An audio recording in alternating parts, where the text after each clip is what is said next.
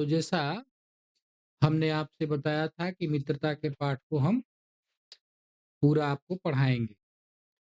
तो मित्र का चुनाव कैसे होता है? आखिर ज़रूरत क्यों होती है? यहाँ से देखते हैं, समाज में विभिन्नता को देखकर ये इम्पोर्टेंट हो सकता है। समाज में विभिन्नता देखकर लोग एक-दूसरे की ओर आकर्षित होते हैं। तो जो गुण हम में नहीं है, हम चाहते हैं कि कोई ऐसा मित्र मिले जिसमें वे गुण हों। चिंताशील मनुष्य प्रफुल्लित चित्त का साथ ढूँढता है, निर्बल बलि का और धीर उत्साही का। उसमें उन्होंने उदाहरण किसका दिया है तो उच्च आकांक्षा वाला चंद्रगुप्त युक्ति और उपाय के लिए चाणक्य का मुँह ताकता था और नीति विशारद अकबर मन बहलाने के लिए बीरबल की ओर देखता था। तो ये जो पार्ट है आपका ये इम्पोर्टेंट हो सकता है क्योंकि पूरा पाठ ही वैसे तो इम्पोर्टेंट है और शुक्ल जी हमेशा से ही फेवरेट रहे हैं। तो आखिर ये बताना चाहते हैं कहना क्या चाहते हैं तो ये बताना चाहते हैं कि हम मित्र क्यों बनाते हैं? तो समाज में विभिन्नता देखकर हम एक-दूसरे की ओर आकर्षित हो जाते हैं और जो गुण हमारे अंदर नहीं है, तो हम चाहते हैं कि उस गुण से परिपूर्ण व्यक्ति हमारा मित्र हो। अर्थात तात्पर्य यह है कि एक-दूसरे के विपरीतार्थक शब्दों का प्रयोग किया गया है। इसमें आप देखें कि चिंताशील का विपरीतार्थक शब्द है प्रफुल्लित, निर्बल का बलि, धीर का उत्साही। तो इस प्रकार विपरीतार्थक शब्दों का प्रयोग करके उदाहरण दिए हैं कि समाज में एक दूसरे की विभिन्न आदतों को देख करके स्वभाव को देख कर लोग आकर्षित होते हैं और उससे अपना मित्र बनाना चाहते हैं। अब उसमें एक बात ध्यान में रखना चाहिए कि हमें इसकी व्याख्या कैसे करनी है। तो मान लीजिए कि यह 2-3 लाइन जो है ये यहाँ से लेकर के यहाँ तक हमने उत्साही का यहाँ तक हमने रेखांकित कर दिया। और परीक्षा में पूछा गया कि पाठ का नाम क्या है? तो आप बताएँगे पाठ का नाम मित्रता, लेखक का नाम आचार्य रामचंद्र शुक्ल।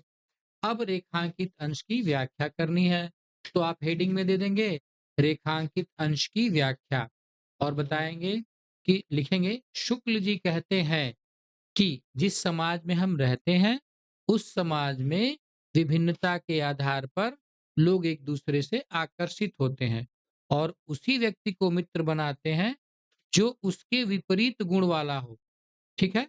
जैसे कि यदि कोई व्यक्ति चिंतित रहता है हमेशा, तो वह ऐसी चीज़ें ढूँढता है कि जिससे उत्साहवर्धन हो, ऐसे व्यक्ति को ढूँढता है जिसका मन हमेशा आनंदित हो। यदि कोई निर्बल व्यक्ति है, तो बलवान व्यक्ति का ढूँढता है और कोई गंभीर व्यक्ति है, धीर व्यक्ति है, तो वो उत्साही मनुष्य का साथ ढूँढता है।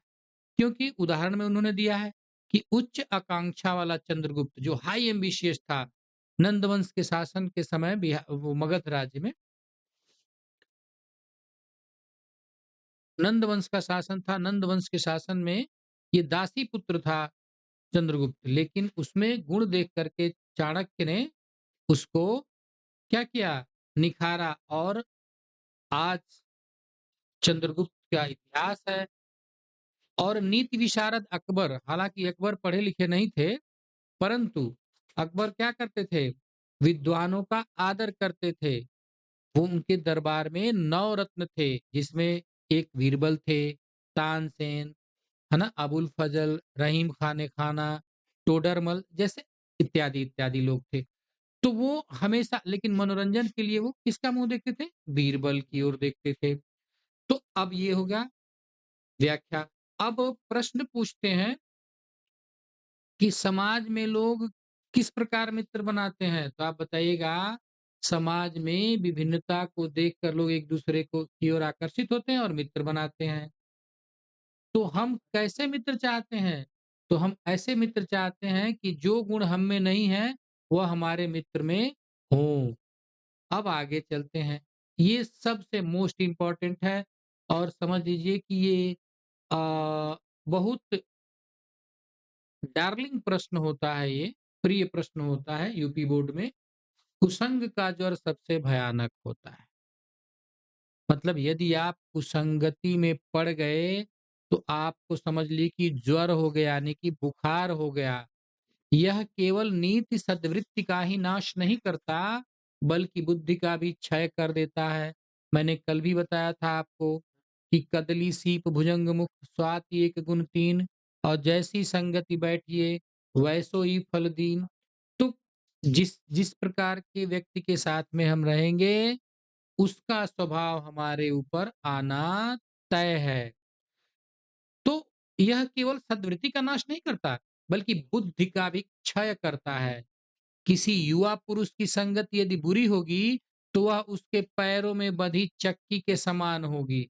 चक्की के समान मतलब पत्थर, बड़ा-सा पत्थर बंधा होगा, तो अब उसको कह दीजिए चलो, तो पहले उस क्या करेगा? आगे बढ़ पाएगा? नहीं बढ़ पाएगा।